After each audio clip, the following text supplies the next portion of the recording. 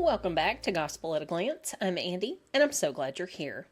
Thank you so much for your patience here lately, as I've had to take a little bit of time off to get my life in order. I started my seminary classes, we have a brand new puppy in the house, and chaos ensues. So I'm back, and today we're taking a look at Holy Week at a glance. Holy Week tells the story of the final days of Jesus' life, and most of us know those key moments. But when we look at them together, we start to see not just what happened, but why it matters. So let's walk through it step by step. Let's start with the beginning. Jesus enters Jerusalem and is welcomed like a king. And I should mention also, we are looking at Luke 23:44 through 46. Jesus enters Jerusalem and is welcomed like a king. People are celebrating and hopeful. They believe that he might be the one who will fix what's wrong in their world. They're living under the Roman Empire's control, so their expectations are political and immediate. This moment shows that people were looking for salvation, but they defined it in a specific way: power, control, and visible change. But why does that matter for Christians? It forces us to ask what we expect from Jesus. Do we want transformation on our terms, or are we open to a different kind of kingdom? The kingdom Jesus brought, which is built on humility and peace. So as the week goes on, Jesus challenges what people have come to accept. He disrupts the temple, he calls out religious leaders, he exposes systems that are no longer aligned with God's intent. Jesus is not just comforting, he is corrective. He confronts injustice and empty religious practice. Following Jesus isn't just about belief, it is about alignment.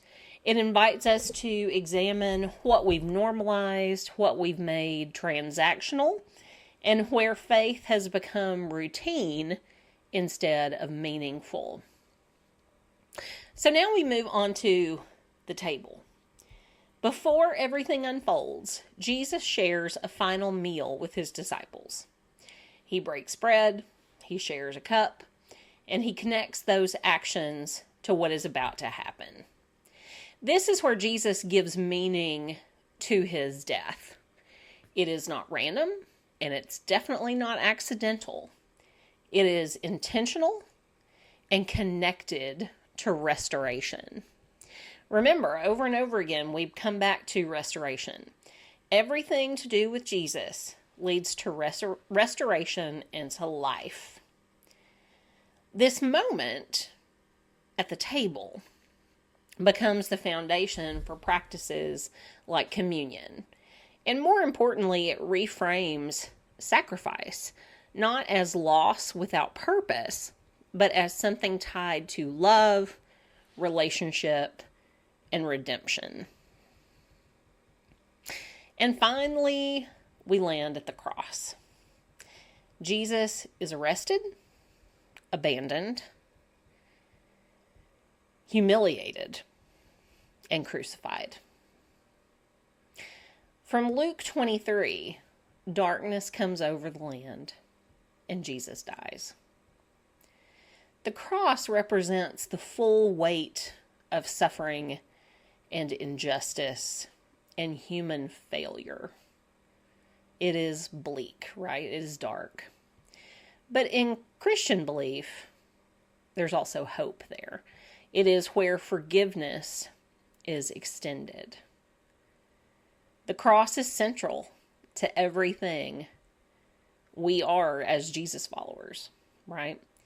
It represents that forgiveness is not earned, love is not conditional, and a God who enters into suffering is with us.